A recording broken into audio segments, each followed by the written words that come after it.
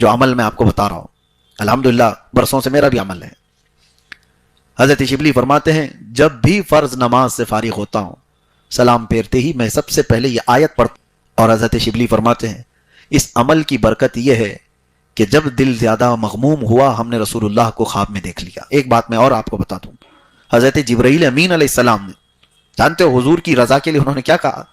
یا رسول اللہ صلی اللہ تعالیٰ علیہ وسلم مکہ والوں کی تکلیف کو ہٹا دیا جائے، مکہ والے جو ایذا دیتے ہیں وہ سب ختم ہو جائے، مدینے میں اچھی حکومت اسٹیبلش ہو جائے، جنگوں میں فتح یابی ہو جائے۔ جبرائیل امین نے یہ نہیں کہا۔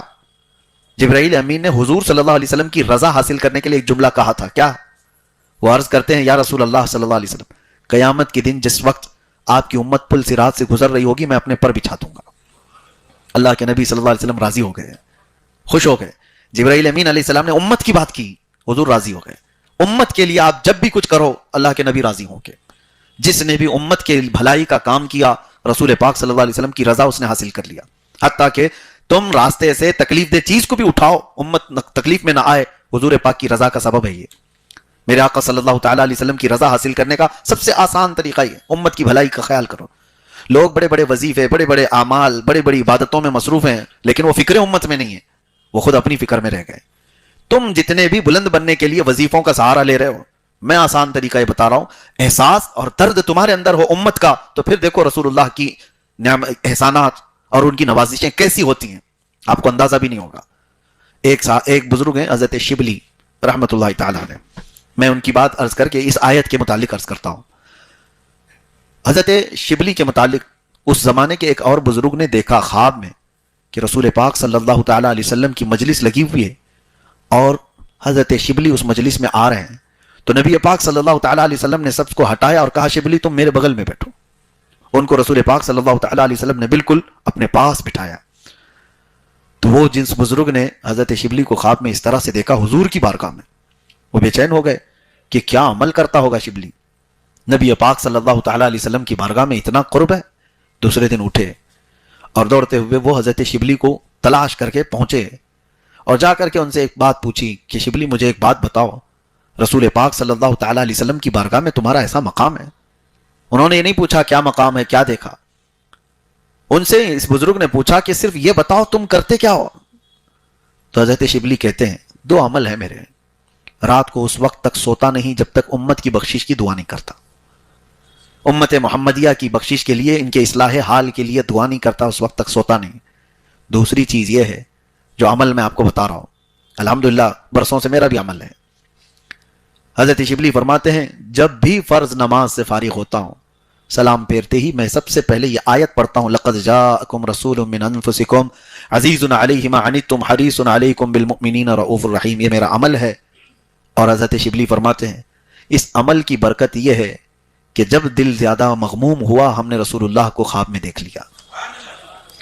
الحمدللہ اس کا اثر ہے، جب زیادہ دل بے چین ہوا، ٹوٹا، حضور پاک صلی اللہ تعالیٰ علیہ وسلم کی زیارت آپ کو میسر ہوگی۔ خلوص دل کے ساتھ اس کو پڑھیں، یہ نہیں کہ نبی کریم صلی اللہ تعالیٰ علیہ وسلم کی زیارت کرنے کا ہی غرض، اسی مقصد کو لے کر کے ہی پڑھنے کا ایک مطلب ہی نہیں ہو۔ اللہ تبارک و تعالیٰ کا یہ کلام حضور کے افضلیت اور ان کی عظمت کے لیے ہے، آپ پڑھیں اور دیکھیں اس کے انعامات انشاءاللہ۔ بہرحال 11ویں پارے میں ایک اور آیت ہے جس کو میں آپ کے سامنے عرض کرتا ہوں۔ حضور پاک صلی اللہ تعالیٰ علیہ وسلم نے صحابہ کو جنگ تبوک میں جانے کا حکم دیا تھا۔ جنگ تبوک جو ہے یہ بہت لمبا سفر طے کر کے ہونے والی ایک جنگ تھی، مدینہ طیبہ سے اس میں نکلے تھے، لیکن اتفاق ایسا کہ اس میں 3 صحابہ نہیں آئے تھے۔ وہ کون تھے؟ ان کے متعلق آیت آئی ہے قرآن پاک میں جو آج ہم نے تلاوت کیا۔ اس میں سے ایک صحابی حضرت کعب، انہوں نے بڑی طویل حدیث خود اپنا واقعہ بیان کیا ہے، یہ حدیث آپ کو سیاہ ستہ میں مل جائے گی۔ تو حضور پاک صلی اللہ تعالیٰ علیہ وسلم جب جنگ میں تشریف لے گئے، جتنے طاقت والے لوگ ہیں، استطاعت والے لوگ ہیں، بغیر عذر کے ہیں، ان کو جانا واجب تھا، سفر چلتا رہا، لیکن 3 لوگ ایسے تھے مدینے میں وہ نہیں آئے۔ حضور نے ان کے بارے میں پوچھا بھی کہ فلاں بن فلاں کہاں ہے، فلاں بن فلاں کہاں ہے؟ تو صحابہ نے کہا ہم نے ان کو مدینے میں دیکھا تو تھا، بیمار بھی نہیں، صحت مند تھے، لیکن آئے کیوں نہیں پتا۔ اس کے بعد یہ حضرت کعب کہتے ہیں میری بات یہ تھی کہ ابھی جماعت نکل رہی تھی، صحابہ اکرام جا رہے تھے، سوچا ابھی تو یہ لوگ مدینے کے باہر ہی پہنچے ہیں، جا کر کے میں پالوں گا، بہت جلدی ہی ان کو پکڑ لوں گا۔ پھر تھوڑا سو گئے، پھر سوچا دوسری منزل پہ پہنچے ہوں گے, وہاں تو میں آسانی سے پہنچ جاؤں گا. تیسری منزل تک پہنچے ہوں گے وہ. کرتے کرتے یہ اسی طرح سے وقت گزرتا گیا اور رسول اللہ صلی اللہ تعالی علیہ وسلم صحابہ کے ساتھ سفر پر نکل گئے. لمبا سفر ہو گیا. وہ دونوں جو باقی صحابہ ہیں ان کا بھی یہی حال تھا, کوئی عذر تو تھا نہیں, سوچ رہے تھے ابھی جائیں گے ابھی جائیں گے ابھی جائیں گے, نماز کا وقت ہو جائے تو لوگ کرتے ہیں, جماعت میں ابھی تو اتنا ٹائم باقی ہے, ابھی نکلیں گے تب پہنچیں گے, ابھی نکلیں گے تب پہنچیں گے. بہرحال تو حضور پاک صلی اللہ تعالی علیہ وسلم جب واپس آئے جنگ سے تو سب سے پہلے ان تین لوگوں کو طلب کیا, کہاں ہیں فلاں بن فلاں فلاں بن فلاں. اس میں حضرت کعب جو بیان کرتے ہیں, گھبراہٹ تھی, ڈر تھا کہ ہم تو بغیر عذر کے نہیں گئے, ہیلا بہانہ کر سکتے تھے کہ کچھ نہ کچھ بہانہ کر لیں, بیوی بیمار, گھر کے معاملات کچھ خراب. لیکن حضرت کعب کہتے ہیں حضور پاک صلی اللہ علیہ وسلم نے جیسے ہی پوچھا کہ کعب کس چیز نے تم کو روکا جنگ میں آنے سے, کیوں سفر میں ساتھ نہیں آئے, کہتے میں بہانہ بنا سکتا تھا لیکن اس سے میں کیا چھپاؤں جو دل کے حالات کو بھی جانتا ہو. رسول رحمت صلی اللہ تعالی علیہ وسلم کی بارگاہ میں کیا بیان چھپا سکتا ہوں. تو پھر انہوں نے صاف صاف بتا دیا, یا رسول اللہ سستی اور کاہلی نے مجھے روک دیا, میں نہیں آ سکا. ان دونوں سے پوچھا, ان کا بھی معاملہ وہی تھا, انہوں نے بھی صاف صاف بتا دیا کہ ہم آنے کو تیار تو تھے, اب تب کرتے ہوئے جماعت آگے نکل گئی صحابہ کی اور ہم رہ گئے. حضور پاک صلی اللہ تعالی علیہ وسلم نے کیا فرمایا, پورے مدینے والوں کو حکم ہوا کہ ان تینوں کا مکمل بائیکاٹ کر دیا جائے, ان سے کوئی نہ ملاقات کرے گا, نہ ان کے ساتھ کوئی لین دین, کھانا پانی کچھ نہیں ہوگا. اور صحابہ اکرام رضوان اللہ تعالی علیہم اجمعین حضور کی بات پر تو ایسے عمل کرنے والے, سیسا پلائی دیوار تھے. ایک حکم آ جانے پر 50 سال پرانی شراب کے مٹکے توڑ دیے تھے. وہ صحابہ کی بات ہے, حکم آ گیا تو پھر اس کے بعد وہ نہیں دیکھتے. میں آپ کو صرف اتنی بات بتاتا ہوں, حکم پر عمل پیرا ہونے کا طریقہ صحابہ کا کیا تھا. عبداللہ بن رواحہ رضی اللہ تعالیٰ, ایک صحابی, حضور پاک صلی اللہ علیہ وسلم مسجد نبوی میں بیان کر رہے تھے. اسی اسنا میں جو لوگ کھڑے ہوں گے, حضور نے فرمایا بیٹھ جاؤ بیٹھ جاؤ. حضور کی آواز آئی, جو کھڑے ہوں گے ان کے لیے. عبداللہ بن رواحہ اپنے گھر سے نکلے ہوئے ابھی گلی میں تھے, جمعہ کے لیے مسجد میں آ رہے تھے. ان کے کانوں میں حضور کی آواز آئی, وہ گلی میں ہی بیٹھ گئے, وہیں بیٹھ گئے. تو لوگوں نے ان سے کہا کہ عبداللہ, رسول اللہ صلی اللہ تعالی علیہ وسلم وہ مسجد میں موجود لوگوں سے فرما رہے ہیں کہ بیٹھ جاؤ.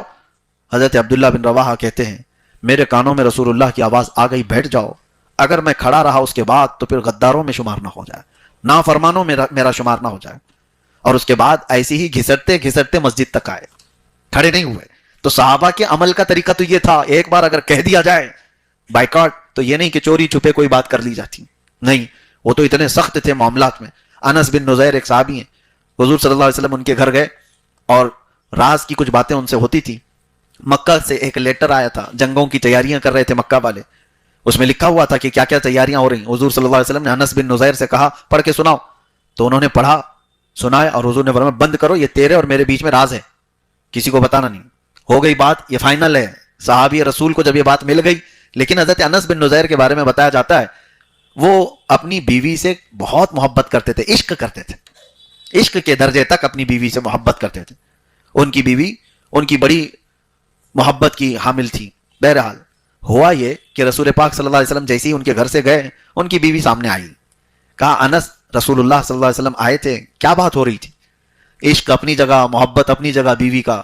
انس بن نزیر نے کہا نہیں, وہ بات نہیں بول سکتا جو رسول اللہ نے کہا کہ راز ہے, وہ نہیں بول سکتا.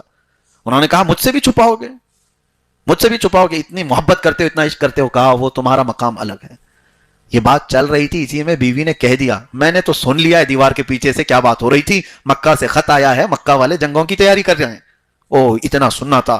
سیدھے انس بن نزیر جا کے گلا پکڑ لیا اپنی بیوی کو, اور گلا پکڑ کر کے رکھے کہ میں تجھے نہیں چھوڑ سکتا, کیونکہ میرے اور رسول اللہ کے راز کا افشا میں برداشت نہیں کر سکتا. وہ اپنا گلا چھڑانا چاہ رہی ہیں لیکن یہ چھوڑ نہیں رہے, اور اسی طرح سے گردن پکڑ کر کے رسول اللہ تک لے کر کے آئے, جس سے بے حد محبت کرتے ہوں. آ کر کے نبی پاک صلی اللہ علیہ وسلم سے عرض کیا کہ آقا, آپ کا یہ غلام آپ کے راز کی حفاظت کر رہا تھا, لیکن دیوار پیچھے سے اس خاتون نے سن لیا, اگر آپ کا حکم ہے تو اس کو میں ختم کر دوں. رسول پاک صلی اللہ تعالی علیہ وسلم رحمت للعالمین ارشاد فرماتے ہیں انس چھوڑ دو, وہ بھی میری صحابیہ ہیں, وہ راز کی حفاظت کرے گی. اس کے بعد ہاتھ چھوڑ دیا, پھر مسکرا کر اپنی بیوی سے کہا یہ رشتہ الگ ہے اور وہ محبت الگ ہے. میرے آقا صلی اللہ تعالی علیہ وسلم کا حکم جہاں آ جائے تو پھر کوئی رشتہ نہیں ہے. یہ صحابہ کا معمول تھا. تو یہ تین صحابہ کو جیسی حضور نے ایک بات میں کہہ دیا مدینے میں کہ ان تینوں کا بائیکاٹ, بیویوں نے بات کرنا چھوڑ دیا. ان کے بھائیوں نے، ماں باپ نے، کہ اللہ کے نبی کا فرمان ہے تم سے بات نہیں کر سکتے۔ حضرت کعب کہتے ہیں زندگی اتنی کٹھن ہو گئی تھی، سخت ہو گئی تھی کہ جس کو دیکھو منہ پھیر رہا ہے، کوئی بات کرنے کو تیار نہیں۔ چلو یہ باتیں تو ہم برداشت کر لیتے کہ مدینے والے کوئی ایک دوسرے سے، کوئی بھی ملنا نہیں چاہ رہے ہم سے، لیکن رسول اللہ صلی اللہ تعالیٰ علیہ وسلم کے پاس جائے تو میرے آقا بھی چہرہ پھیر لیتے تھے۔ یہ بہت سخت معاملہ تھا ان کے لیے۔ اور ان کی خطا کیا تھی؟ یہ بغیر عذر کے جنگ سے پیچھے رہ گئے تھے۔ اللہ کے نبی صلی اللہ تعالیٰ علیہ وسلم نے جب فرمایا، ان کی بیویوں کے بارے میں وہ کہتے ہیں وہ کھانے کا برتن یوں سرکا دیتی تھی اور چہرہ پھیر کر کے چلی جاتی تھی۔ اگر وہ کچھ بات کرتے تو پیچھے مڑ کر کے، کیونکہ وہ رشتہ داریاں بھی تھیں، اس کے باوجود وہ کہتی اللہ کے نبی صلی اللہ علیہ وسلم نے جتنا حکم دیا اسی پر ہم عمل کریں گے، کہیں ہمارا ایمان نہ چلا جائے۔ وہ عتاب میں چل رہے تھے اور اس اسنا میں ان کے تقریباً 40 دن گزر گئے۔ وہ کہتے ہیں کہ زمین تنگ ہو گئی تھی ہمارے لیے، رو رو کر کے ان کے حلقے پڑ گئے تھے، اتنا روئے تھے یہ تینوں صحابہ۔ تب یہ آیت نازل ہوئی حضور پاک پر، وَعَلَى الثَّلَاثَةِ الَّذِينَ خُلِّفُوا حَتَّى إِذَا ضَاقَتْ عَلَيْهِمُ الْأَرْضُ بِمَا رَحُبَتْ وَضَاقَتْ عَلَيْهِمْ أَنفُسُهُمْ۔ اللہ فرماتا ہے وہ 3 لوگ جو حضور پاک صلی اللہ علیہ وسلم کی جماعت سے پیچھے رہ گئے، ان پر زمین تنگ ہو گئی تھی، تو اس کا نبی پاک صلی اللہ تعالیٰ علیہ وسلم نے بائیکاٹ کا حکم دیا، سارے مدینے والوں نے ان کو تنہا کر دیا، چھوڑ دیا۔ ثم تاب علیہم لیتوبوا ان اللہ هو التواب الرحیم۔